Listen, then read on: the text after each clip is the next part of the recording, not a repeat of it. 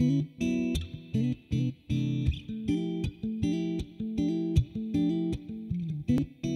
my name is Jupiter, and today we're doing another episode of Girls Who Game. This time we're here with T. Hello.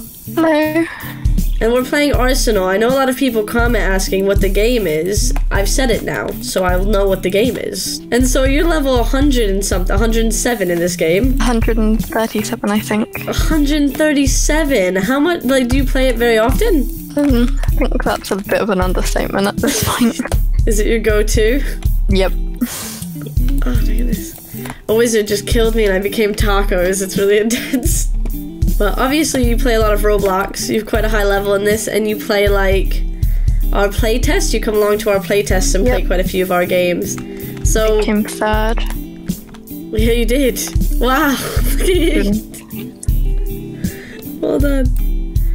What kind of games do you like both in Roblox and other types of games?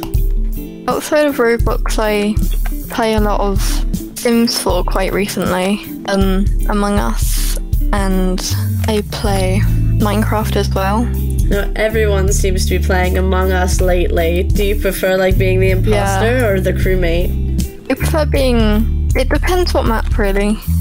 Fair. I never really play on Mira HQ because it's kind of the vents are kind of OP for the imposter. I prefer being imposter on Scaled, and I prefer crewmate on Polus.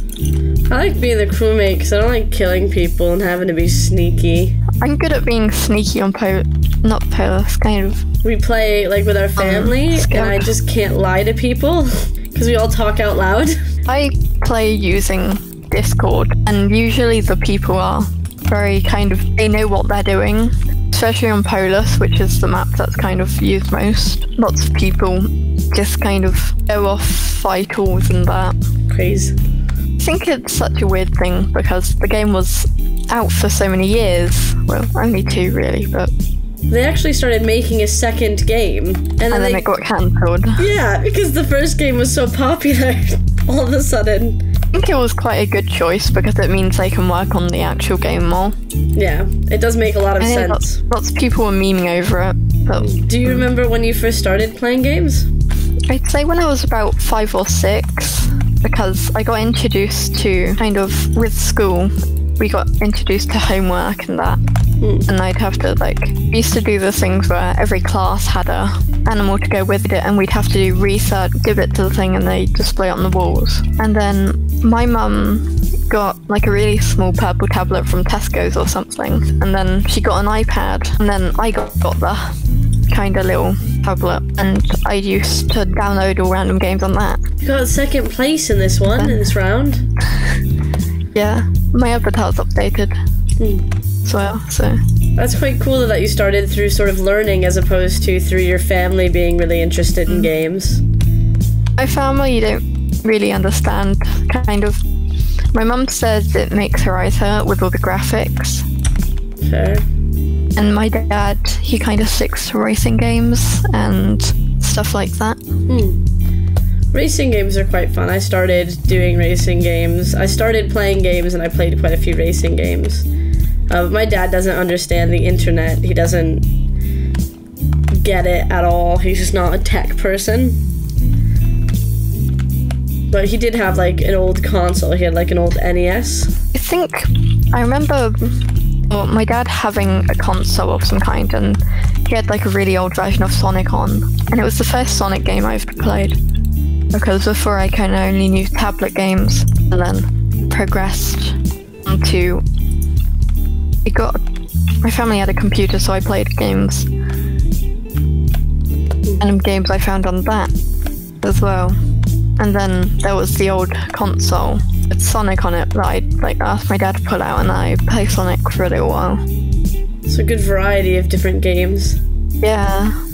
And I also remember having a Nintendo 2DS, and I got Duchy Life with it, and then Mario Kart, and then I'm not sure what order it was on, and then I got an Xbox.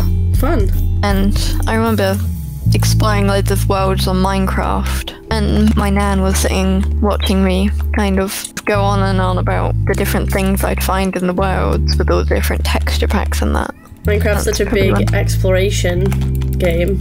With so Especially much as I had the Xbox One edition, it was fun to explore the things. And what do you like specifically about like Roblox? Obviously Arsenal. Sorry, I mean, what do you like about Roblox as like a platform for games? I like how it's so free.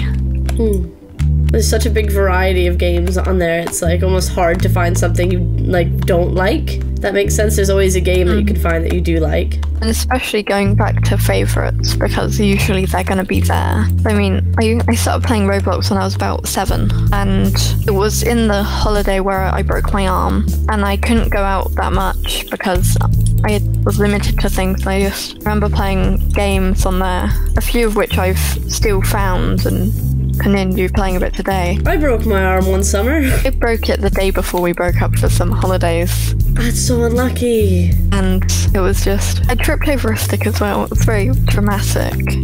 I was pulled off of a swing at school. Wow. And obviously if it's right before summer, you can't do a whole lot with a broken arm. I don't know, this summer I always want to go swimming, and I just remember those years. Because I broke my arm 2 summers in a row. So it's quite good that you had video games though to play and do, and it's a good way to connect with other people as well.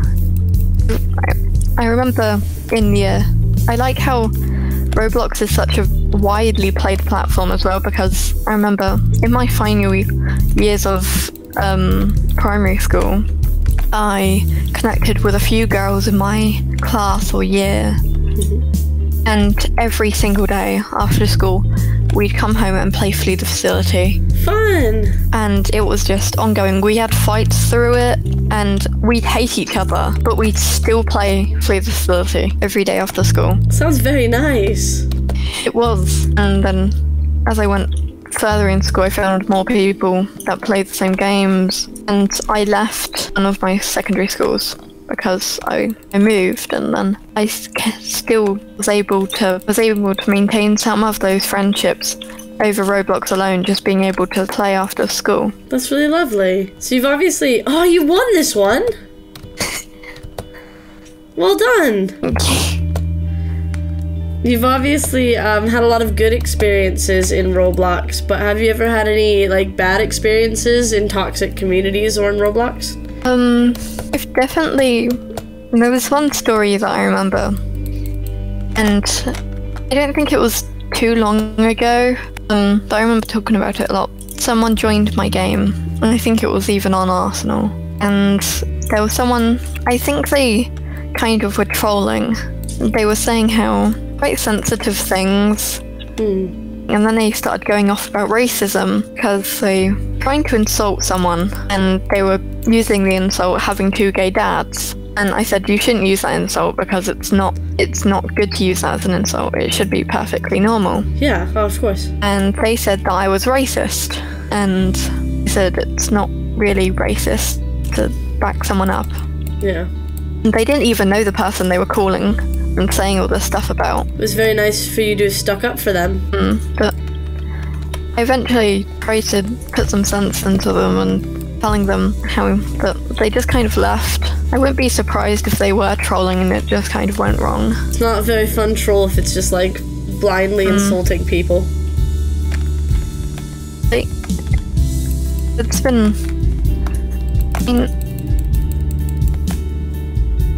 it must have been ages we were arguing back and forth in the chat. I can't remember exactly all the details, but that was the one kind of experience I've had with someone being really toxic. Just mean in general, really. Yeah, it sounds like quite mean. So along with that, what makes you feel more safe and welcome in communities on Roblox? I like joining, kind of finding people I can play with. I feel like Roblox is really fun when you have someone to play with, and like those days where I used to play with a group of girls in my school. Having people that you know you can rely on and trust to play with. That's a very good answer. I quite liked playing with my friends and playing with people I know because, yeah, you can trust and rely on them, exactly that. The case of the internet's such a wide variety of place. People. And just people. You don't know their background, they don't know where they come from. And your username is like Dan the Gremlin Man? Yeah, so it used to be a very kind of basic xxskelly_ish, because I'm not sure what it was, but I just kind of like the concept. But I was watching some videos, just kind of browsing the internet and saying how usernames that follow that trend, the trends are going to die out eventually, and you wish you weren't stuck with that username. And I kind of was planning it out, and I created one night while I was just drawing kind of this pirate person, and I wasn't sure what to call them, but the name Dan came to my head, and I liked this character and I wanted it to be my Roblox avatar. I came up with the idea, hey, what if this person was who I based my account around, and I call them Dan the Gremlin Man? And I got Robux for my birthday, and every day I checked to make sure that name wasn't taken on Roblox, because I was so paranoid, because it was the first time I changed my name, and I just wanted to know it wasn't going to be taken. That's really cool, sort of building out a character. And I also have the avatar, not wearing it, I don't wear it that often, but there is an avatar that I have based off who Dan is. It's really cool. It's a whole story, whole meta story. When it comes to finding like friends and communities to hang out with, I know you said that you play with people from your school, but how else do you find sort of people that you think that you'd like to play with? Discord is one of them, a lot. I find lots of people on there. Even playing when I play Roblox solo and I find people, I will just spending time with someone. I kind of notice when people are online, their patterns. Yeah, people are creatures of habit. They have school at the same time most of the time, and after school playing time at the same time. Not just with Roblox, with people I've met on Among Us, I've just quickly asked for their Instagram or their Discord, and we've talked continuously over that, and finding out what kind of places they're from, what kind of things they like. Obviously you have to be careful because it's the internet and bad people exist, but when you find someone who's generally nice, it can be nice to have a break, and when you're sick of talking to people you know. Yeah. My nemesis now. Good. And you sort of touched upon how people are from all different parts of the world, but are you aware that Roblox is a big international community? I obviously, sometimes when you can see in chat, there's people who are speaking different languages. Not exactly sure what kind of languages they are, but I also kind of wonder what type of person they are. Like, what they see when they look at the language I may speak.